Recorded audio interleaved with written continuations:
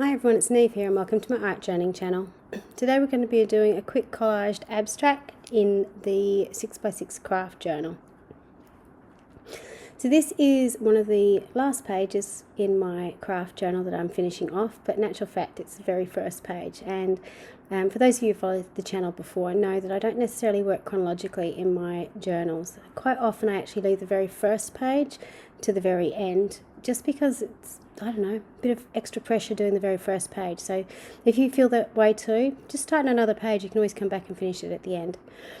So I'm just using my fingers and some brushes to blend some colours together. I'm using sand, blushing, carnation, marine, and some white, I think, and just smudging them across the page. I love the effect that you get with blending things together with your fingers. I know some people don't feel very happy doing that. Use your brush if that makes you feel better, but it just gives you a cool, I like the effect. Then I've used my Stabilo oil pencil just to scribble into it, and then I spread a little bit of water over the top. A little bit of water over the top to activate it. Now I'm doing something that I don't usually do with collage, because I tend to put my collage down first, but in this page I'm actually tearing up little bits of collage and putting on as the middle layer, so to speak, in this page. One thing you do need to be aware of is I've already got my Stabilo oil pencil on the page. That is water reactive, so if you don't want big black smudges, you need to be really careful about where you're putting your gel medium or the additional paint that I'm adding on here, so it doesn't smudge through. However, I wasn't too concerned about that because I liked the effect, and because I knew I was going to smudge more paint over the top, it really didn't matter. So once I'd sort of cleaned up everything I needed to, I then got out my ink pads and some background stamps. So I've got a hot little tub of just mark making stamps. I've gotten, text, dots, little circles, and I'm just sort of stamping them randomly all over my page. These little foam stamps are from Scrap FX, which I really love because they just give that little bold addition to the page. And foam stamps actually hold a whole heap of ink, so once you ink them up you can get a really decent impression on your page with them. Then when I've done my stamping and I was happy with it, I'm going across the page with some mark making pens. So I've got my Posca paint pens. This is quite a broad tip one. I think it's the PC7M, so it's quite a thick one.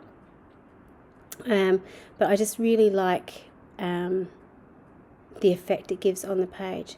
I'm now going in with the red pen too and just adding a little bit of red onto the crosses to add a bit of interest, to pick up some of those red tones from the background as well.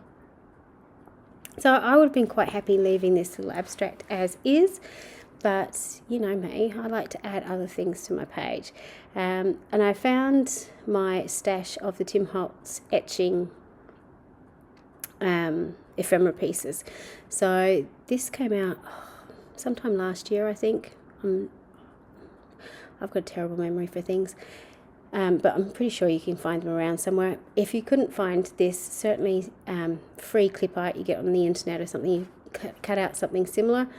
I just like sort of the vintage effect. It went with the collage in the background, so I'm just sticking that down on the page. And then I decided I wanted to have some sort of quote to bounce it off. I'm also going in and putting a little bit of colour onto her cheeks, again using a pale pink that kind of picks up the pink in the background.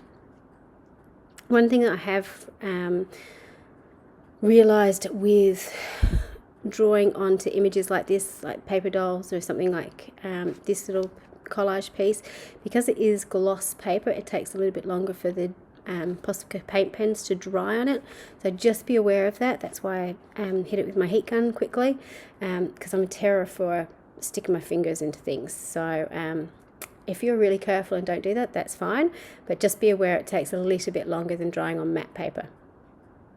So when I finished, I had this quote. This is a big darkroom doors quote, and I'm just trimming it up, stamped it onto cardboard.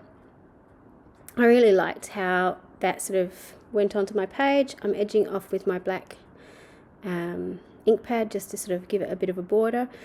And I thought it was a great quote to have at the start of a journal: do more of what makes you happy, because this journal made me really happy. So it was kind of a nice little bookend or beginning to the book. Now I'm just going in with my Posca paint pen in turquoise to do a little bit of a drop shadow on the letters. So again, not necessary, it's just something I like to do. It helps repeat some of the colours on the page as well, so it ties it in a little bit more with everything else that's on the page. So that's it. Really, really simple. Doing things in a little bit of a different order than I usually do. So doing the collage in the middle layer and blending it in with the extra paint. All the usual things I do when I do abstracts, a bit of mark making, stamping, blending my acrylics together, adding a bit of collage over the top as well. So very, very simple to do. It's a nice size to work in too, doing something small like that, because it's really quick to do. And if you're into card making or so on, that's a really simple card front that you could create and make or cut up into pieces too. So it's very versatile. Thank you so much for watching. Hope you have a go at it. Until next time, bye for now.